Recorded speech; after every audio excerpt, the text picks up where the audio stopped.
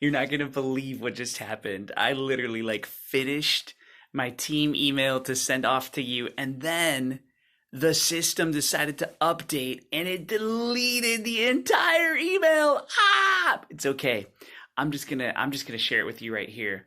Listen, first things first, I want to just give a really warm welcome to our interns. We have got 6 incredible interns joining us this summer, being led by 2 of our very own Connections team members. Jacob Balani and Sarah Wedland are our intern coordinators this summer. And so they're going to be leading the team. And I'm going to just introduce you to them right here. Boom. Look at, they're on my wall. Don't be creeped out, interns. It's all right, man. I just want to get to know your names and faces. So anyways, I saw them out here taking pictures yesterday, getting their like staff badges and stuff. It's pretty cool. And we just want to welcome you guys.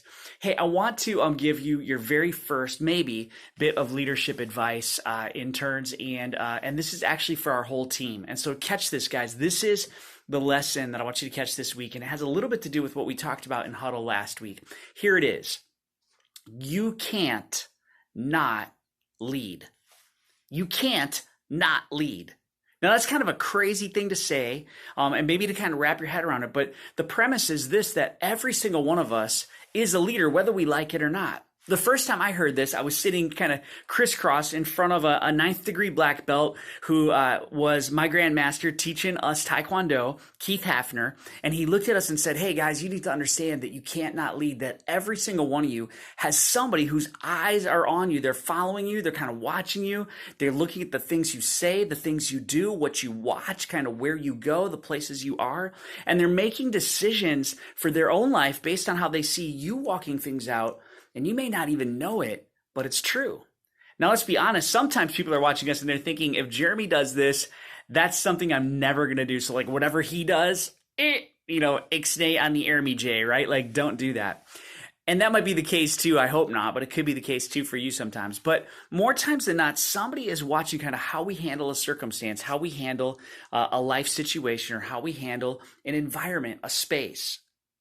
So there's this verse that I want to share with you, and it's found in 1 Timothy 4:12, and it says this. It says, "Let no man despise thy youth," right, or your youth, right? But be an example to the believers in word, in conversation, in love, in spirit, in faith, and in purity. So Paul is talking to this young teenager named Timothy, and he's saying, hey, look, don't you think that because you're a teenager, you don't have to be an example. You be an example right where you are to people who are older than you, to people who are your age, and even to people who are younger than you. Like, you be an example to them and understand that that's something that like God has allowed you to be. In other words, Timothy, Paul is saying, you can't not lead. So be really intentional with how you lead. I want to challenge you this weekend, from like the graduation parties you hit, to like the Sunday moment when we serve, to the Memorial Day parties you might be a part of, to really decide to set the tone, to decide like, hey, when I walk into an environment, I'm gonna just own that whether I like it or not, like God has empowered me and enabled me to be a leader. And so I'm gonna lead in that environment. I'm gonna like set the tone. I'm gonna like set the environment. I'm gonna actually help turn the dial towards Jesus. I've got this little thermostat in my office, and for the most part, if I leave it in the center right here, if I leave this down the center, the computer controls the environment in the space.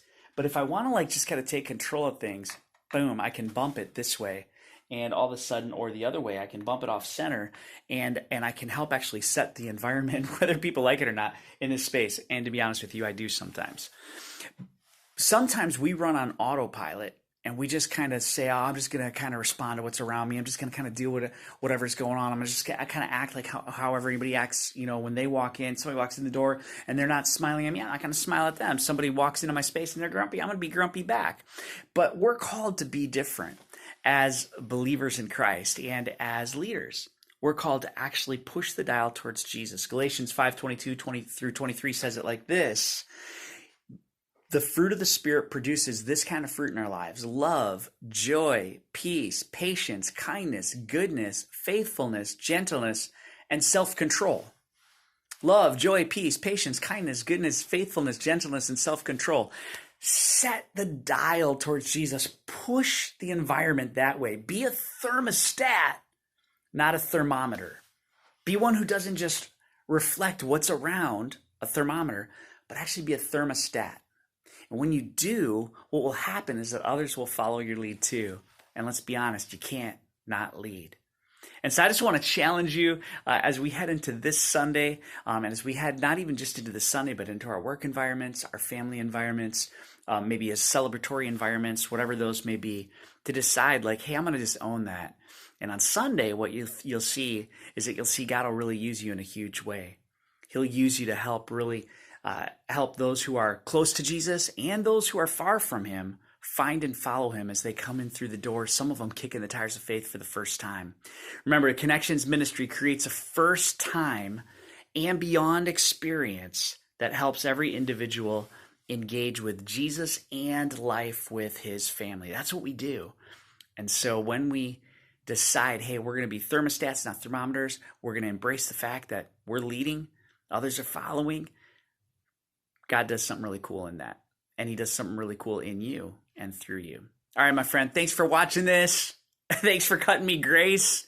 I could not retype that. It was driving me crazy. All right, guys, I love you. Can't wait to see you this Sunday. Take care. Have a wonderful weekend. Bye.